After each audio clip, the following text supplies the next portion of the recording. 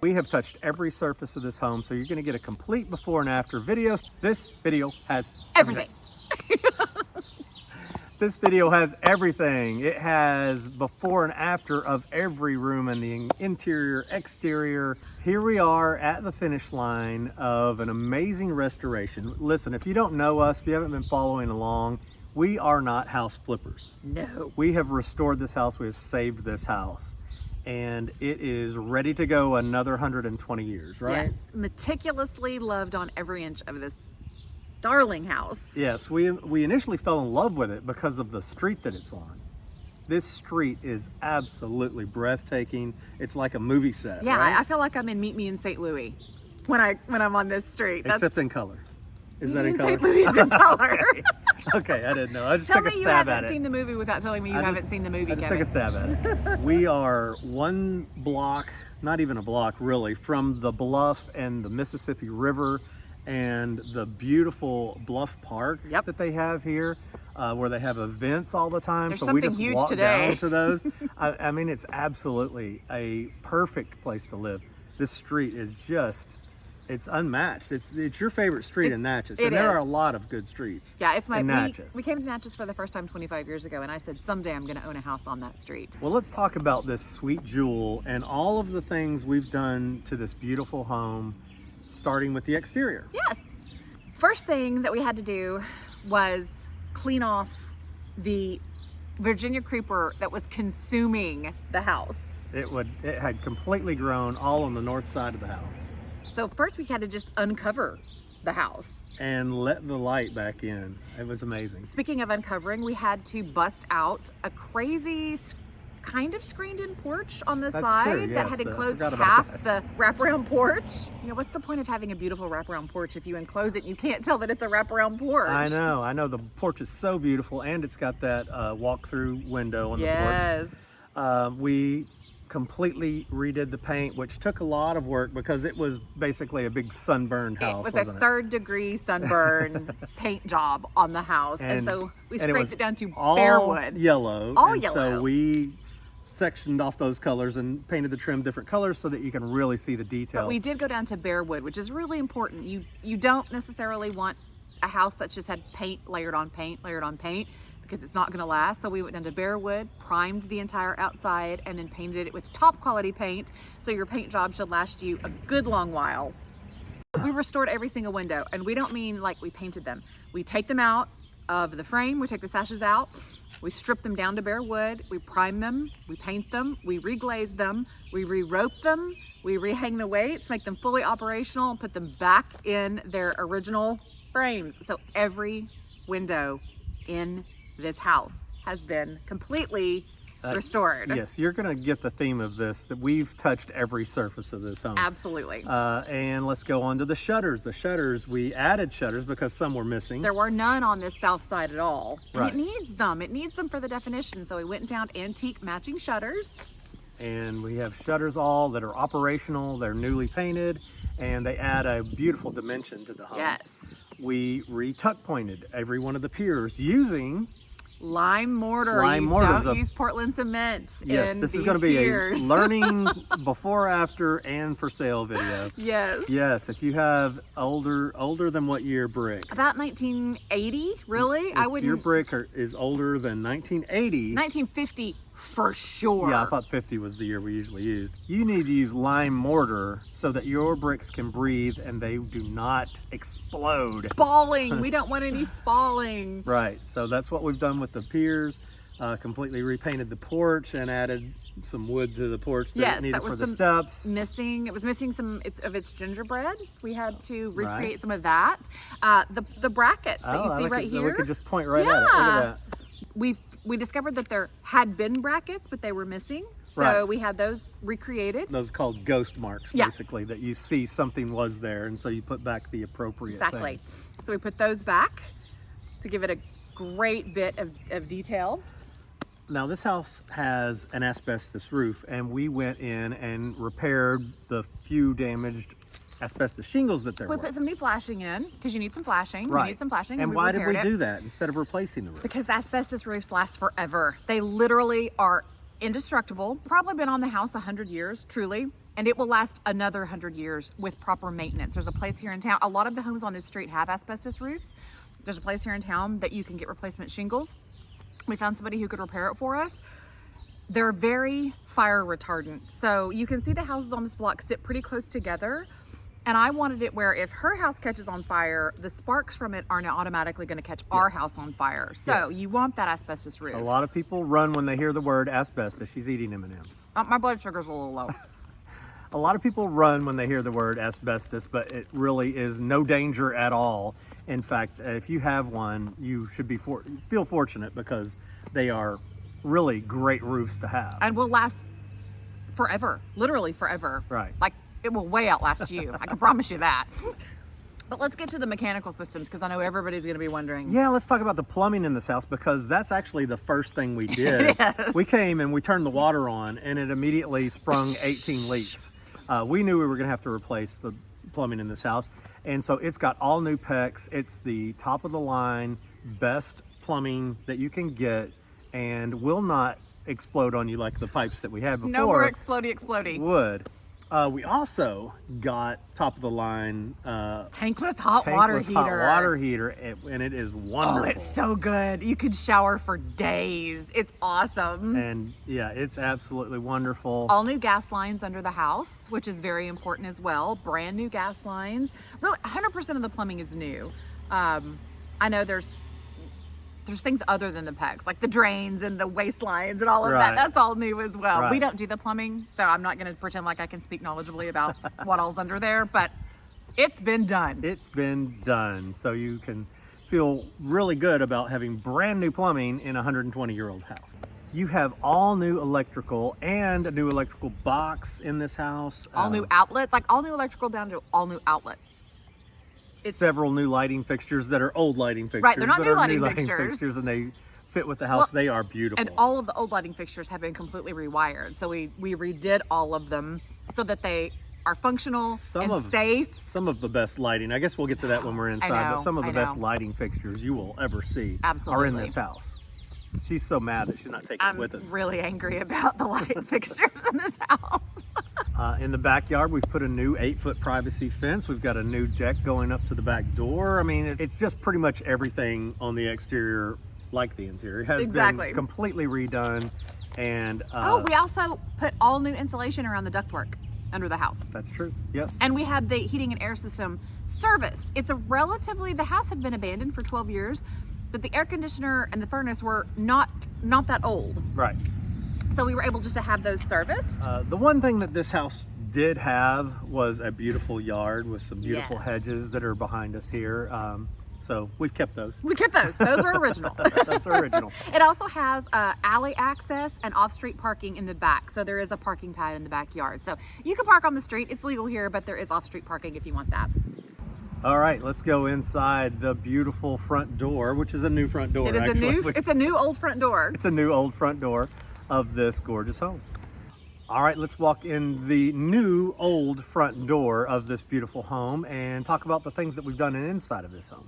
In the entryway, it's actually a really large, bright, airy entryway. It is, and it was very dark and closed in when we bought the house, and the plaster was failing. So the first thing we did was repair all of the plaster. And then we put anaglypta wallpaper up. It's a 3-dimensional wallpaper that you then paint, so it gives some beautiful texture. Oh, it's got this beautiful shimmer to it. Yeah, I did a shimmer paint on it. It's absolutely gorgeous. And then we wanted to carry similar colors throughout the house. But even though this isn't an open concept house, it's 100 years old, so there's no open concept here. You can see into a lot of the rooms from that front door.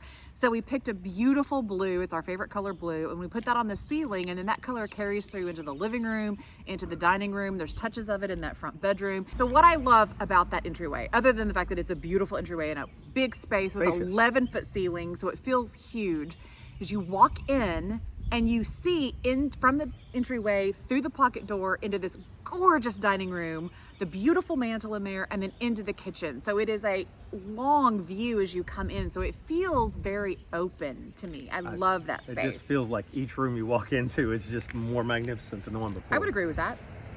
And also that entryway light came from the Judge's Presbyterian Church. Is that Yes, correct? we bought it from a judge here in town, and when he was a little boy, he went to the Presbyterian Church, and that was in his Sunday school class. So he got that one when they remodeled. He got that light, and then the one that's in the first bedroom, and those were rewired and restored and put back up because they are glorious. So an amazing entry to the house. Let's go on to the parlor. This is the front formal parlor. The bay window looks out onto this incredible street. Oh my gosh. I mean, it's just The view. Oh, it's delicious. All of course, those windows are completely restored. Those walls were in terrible shape. There was wallpaper on the walls when we bought the house. We started to peel the wallpaper off, and it took plaster with it. So all of that plaster has been restored. And then we put new designer wallpaper up. I love the pattern. It has a very Victorian feel, but it's a modern iteration of that. It doesn't feel heavy. It doesn't feel oppressive. It's light and airy, kind of in a dusty blue gray. The color's not going to read true on camera. It never does. And there are 4 gorgeous windows in that room. So much beautiful So light. much natural light, yes. And then we've got that first of 4 mantles, original mantles, is in that room. That one had a lot of damage. On both sides, the volutes had a lot of damage, so I had to repair those. The applied decoration of the laurel wreath on the front was missing several pieces, so we replaced those, fixed those, recreated them, then repainted it beautifully, painted all the woodwork in there, repainted the ceiling. Got a gorgeous light fixture. I wanted this light fixture because this house sits 1 block from the Mississippi River. And I felt like it looked like a steamboat wheel. I wanted this steamboat light fixture. The color is beautiful, and the light that it puts out is beautiful. Yes. And then that room also originally had a door that opened up into the second bedroom or the first bedroom.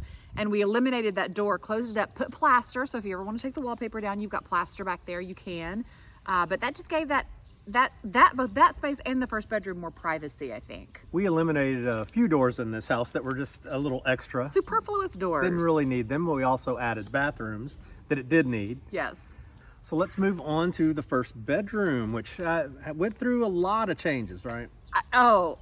So many changes. So many changes. This is the room where there was the hole in the wall and the hole in the floor. Yes. The holes everywhere. And they basically patched them with, they'd stapled Burlap? down burlap, I think. Yes, the windows were in terrible repair. The mantelpiece was failing. The plaster was failing. Everything was failing. I think we should also note that every transom window in this house had been either painted or papered over, and some had been painted and papered over. So we had to strip all of those, all of the hardware, the transom hardware, the door hardware. It's all been stripped and refinished, as opposed to just continuing to paint over it. This room is the only one that really kind of went through some spatial changes in that we took away a couple of closets that were kind of shared with the bedroom next to it, and a doorway that went to the bedroom next to it. Again, small and awkward closet. Unneeded doorway. And we added a bathroom to this first room. Tell us about the bathroom. It's beautiful. Thank you. We're very mindful of the fact that anything we put into these homes needs to look like it's been there since the home was built. We don't want anybody to walk into a space and go, oh, this is a new whatever. Yeah, or trendy. Look how trendy. So in this bathroom, you're going to find we've got mosaic hex tiles on the floor in colors that complement the wall colors in the bedroom. We have the trim tiles around the perimeter of the room. Those are actually new old stock. So those are probably 1920s vintage trim tiles that were never used anywhere, have gone in there. We have a peg corner sink that came out of a schoolhouse in Michigan that now lives here in Natchez, Mississippi. And then a shower with beautiful shower hardware that looks like it could have been there from day one. Right, but brand new, very nice shower Oh, hardware. and a vintage light. We have a newly restored 100-year-old light in there as well. Yes, completes the space. It's so beautiful. Tell me about the closets that you built for that room, Kevin. Well, we built the doors. That's true. I guess. But yes, we took out the closets, like we said, that were between those two rooms, and there was beadboard in all of those closets. So we repurposed that beadboard and we used those for the doors. We've got hanging space. We've got this beautiful built-in dresser that we found in Georgia, I believe. Georgia, lugged it back here from Georgia. It is gorgeous, and it gives you all of the room you need to put all your clothes. It's got a gorgeous mural that you painted in there. One of our homes that we were working on that was destroyed by fire, early on, we got a picture of some wisteria growing through the window, and everybody just loved that. So I wanted to kind of recreate that feel in the space with that same wisteria look, like it was coming through the window. It also has its original mantelpiece and all of its original fireplace tiles surround, which is so unusual to come into a home and find all the fireplaces with all their original surround tile in beautiful condition. So this is a beautiful room. Now let's go into the dining room. My favorite. I know, they're just going to get more and more favorite, I think, as we go into the house. I know. But this dining room was pretty sad. It was so sad. Dark. And dark. Paper peeling off the walls, and behind the paper peeling, plaster falling. So the first thing we did in this dining room, I think we took down the mantle. And the you started mantle. working on the mantle. You decided it would be, well, I think you exposed some of the wood. Found out it was tiger oak. And it's a special wood, and you thought, you know what, this mantle really needs to have all the paint stripped. And so I probably worked on that mantle. You cursed yourself. I bet I spent 80 hours truly working on that mantle, and then I nearly killed myself with it. So when it fell on me, or I fell on it, I guess is probably the better way to say it. But this room posed a particular challenge for me because we have these gorgeous cerulean blue original fireplace tiles. Oh, they're my favorite. Me too. Those are my favorite. But then we also have a lime green and emerald green uranium glass original chandelier. That's my favorite too. Okay. It is magnificent. They both are. And we wanted to accommodate both of those colors and kind of tie it all together. So the hunt was on for the perfect wallpaper. And I think we found it, don't you? I think we found it. Yeah, I love that wallpaper. I am not a huge proponent of wallpaper. No, he's not. But I love that wallpaper. I love the wallpaper in this house. I mean, it's gorgeous. So yes, I think the wallpaper is absolutely beautiful, and it all came together. Well, then I decided that I wanted to strip the paint off of the original china cabinet that's in there. And you were not in favor of that decision. I wasn't sure how that was all going to work, especially with the trim that went around the china cabinet. And I said, trust me, trust me. And you love it, don't you? I do. It's beautiful. And then I decided that I needed some wainscoting. Like, this room needs wainscoting. I didn't want to wallpaper it floor to ceiling. It would have been too busy, too much. It's a very big room. It would have been too much wallpaper. So we came up with a solution. Yes, I put in the wainscoting, and we painted it, and it was just absolutely gorgeous. Absolutely stunning. Refinished those floors, new coats of paint everywhere, restored windows, got the paint off of the door that goes out onto the porch. So it just is an absolutely stunning room. Okay, let's go into the main bedroom of this house. The huge, it's enormous main bedroom of this house. The rooms in this house are big. It is. It's not a huge house, but each room is big. Well, the first thing we did was we took away the closet to give it to the first bedroom space-wise. And I don't want you to think we like took away the closet and you lost all this room. They were tiny little, very non-functioning. Right. It was a tiny little closet, and we just needed the 8 square feet basically that came with it to put in the first bedroom. So we needed closet space in this room. Well, the first thing we did was we also closed off the 2 doors. There was a door into the front room and a door into the back room. So those got closed off, so it becomes a private space now, and people can't just wander into your bedroom. Yes, we don't exactly live the way they did back in 1900. No, but then we needed closets. So I actually came up with a design idea once, and I think, again, it was a very practical idea and a beautiful idea. Absolutely. The thing that I was having a problem with, because I wanted to put a closet on the south wall, but the thing I had a problem with was there were 2 beautiful, huge windows there that, of course, we completely restored. Yes, and those were the worst windows in the house, by the way. They were terrible. Horrible. But we needed to incorporate those windows, and so I thought, you know what? What if we created window seats? So we just used the beautiful windows to make window seats, and then built storage space all around those, including hanging closets. We really tried to be mindful of the fact that one of the problems in these historic homes is that there's never enough storage space. So we tried to put storage space everywhere, single place we could. Everywhere, and there is storage throughout the house. Yes, we took the color scheme from the tiles that are in the mantle. The original tiles surround, it's these beautiful colors of kind of a blue green and peach, which you look at the tiles and you're like, but then I found the perfect wallpaper. Beautiful wallpaper. That absolutely sets those tiles off. The color we used in there was Rain Wash by Sherwin-Williams. So it's got a lot of color, but it's still very calming and soothing. That light fixture, let's talk about that light fixture. Oh, it's gorgeous. Well, first of all, it's the second one that we put in there because the first one was destroyed by electricians. Yes. Anyway, that's not your problem. One of my incredible Instagram friends, his account name is @HistoricHamilton. We had people all over the country searching for a replacement light fixture. Apparently the one that was broken is the only one of its kind on planet Earth. Yes, thanks a lot. But my good friend found one. He searched it for me, shipped it to me, and now it hangs in that main bedroom. Proudly. And it is beautiful. A showstopper. It is a showstopper. All right, Lane, take us into the main bathroom now. This was originally the only bathroom in the house, and it was dreadful. It was 1970s.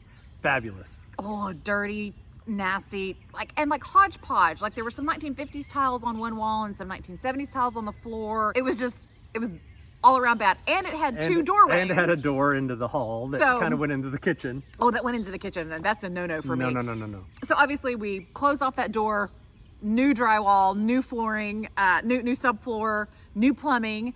So you walk into the main bathroom now. We start out with our gorgeous mosaic floors.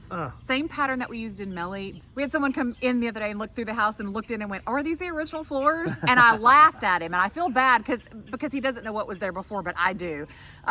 So that's great. We want it to look like it's original. Look like they could. We have a beautiful Victorian marble double bowl sink so you've got your hot and cold taps on the outside, and then you have a soap dispenser on the inside. I love that. That's the fun. Tile around the perimeter of the room is more Victorian trim tile. This actually came out of a house up in Chicago, been repurposed in this bathroom. So you've got antique Victorian wall tile. The color I love in there, it's so calming. The light fixture in there, it is a converted, it started its life as a Victorian oil lamp chandelier, and now it's been electrified, so it hangs in there just spectacular. Plenty of storage in there. Oh, so much storage. I hate vanity cabinets. I hate them. It's a personal preference. I'm not saying you shouldn't have one. I just hate them, and I hate them in old homes. But you have to store stuff. So we have 4 drawers and then 3 cabinets that you can put all your bathroom stuff in. And then we topped it off with an antique mirror instead of some kind of new bathroom mirror. We went with an antique mirror in there, and I think it's just It's a very calming, beautiful, comfortable space. And a big space. It's plenty of space for this home. All right, now let's go to the kitchen. You're going to say, it's my favorite space. Well, the kitchen, I think, is my favorite space that we've ever created in one of these houses. It's just so beautiful and so functional at the same time. Yes. First thing we did the floors. It's got this gorgeous checkerboard stained pattern, which looks spectacular coming off of that dining room. Beautiful, beautiful. And it's got top of the line appliances in there. Top of the line. You've got a Genair downdraft range. You've got a Genair under counter refrigerator.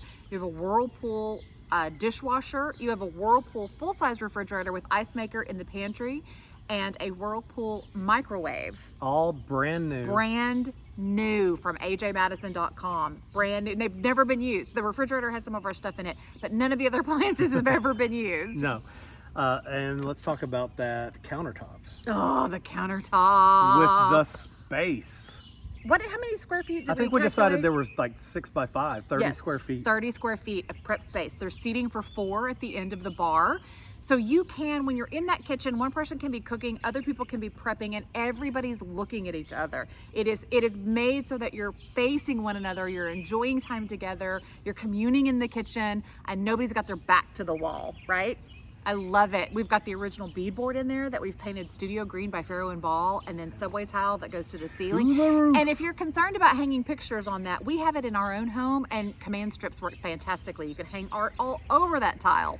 And the pantry, which is just right there, steps away from everything, is very functional, and it's been basically created that way so that you use it every day and not just a place to store your cereal, right? Right. It's actually a working part of the kitchen. And I love the herb drying racks, don't you? I do. Herb drying racks in the pantry. Love them. It's just a gorgeous space. You've like pulled everything to the max in that space.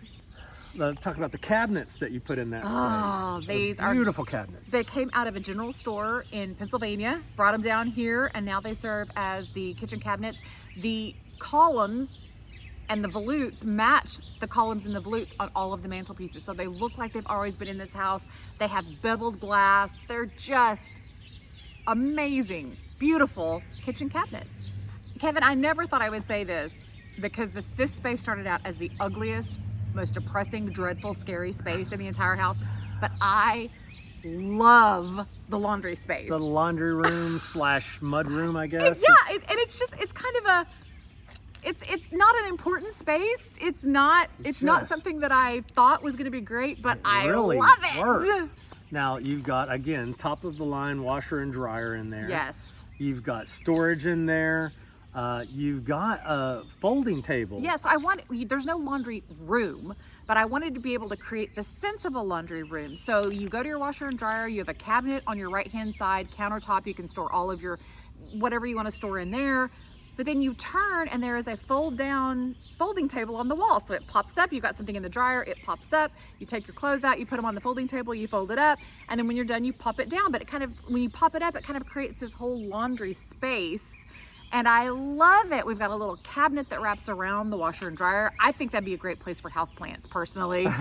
Over the folding table, I have this great open rack with containers on there that you can put your detergents in, whatever. It's all right there, but it looks delightful. It's just so bright and airy. I love it. Beautiful space. So much light, again, coming out of the double windows there. Then you have the third bathroom, which is another full bath. So you walk in, again, you have subway tile, and on top of the subway tile are beautiful Victorian period tiles and trim tiles. They are 150 years old. Cast iron bathtub. The marble top sink also came from Michigan, came out of a schoolhouse in Michigan. And then the globes on the sconces were part of a beautiful light fixture that we had sourced for us. The light fixture came broken, but we repurposed the globes into those sconces so that you get this gorgeous bathroom. Those brackets in that bathroom, I almost kept them for myself. They make this wonderful skirt around the sink. Around the sink. So it's a smallish bath, but wonderfully functional. You can curl up and have your nice little toasty tubbins in there. Now this is the bathroom that company would use because it's one that you don't have to go through a bedroom to get to. Other two bathrooms are en suites. This one is right next to the third bedroom, but not directly connected. So it does serve as your powder room as well. Now let's talk about this third bedroom or office as it's more set up right now, but certainly could easily be a bedroom. We're counting it as a bedroom, but kind of wanted to show it as an office. Now this space was terrifying when we bought the house. Like the ceiling was falling down. This is one that we got into and we started doing our demo like we did in basically every other room, unless we were going to save the plaster. There was actually no plaster in this room. Yes, it was just like paneling and some weird wall boards. So we had planned to put drywall up. And so we start taking down this weird paneling, like she said, and we find this beautiful wood. Yes, it's nickel lap, which of course was never meant to be exposed, but man, it's gorgeous. All the different wood tones, it was just so beautiful. So we made a command decision, we were going to leave it exposed, but I wanted to elevate that. I didn't want it to look like really rustic and dark because it's very dark wood. So we painted the floors, put a bunch of cabinets in there. The desktop in there is from a 200-year-old house in Port Gibson, Mississippi. It's now the desktop in that room. We have 10 from an old general store behind that desktop, and it makes a gorgeous study space. Let's go on a walk, front door to back door, through this beautiful house now that it's completely restored.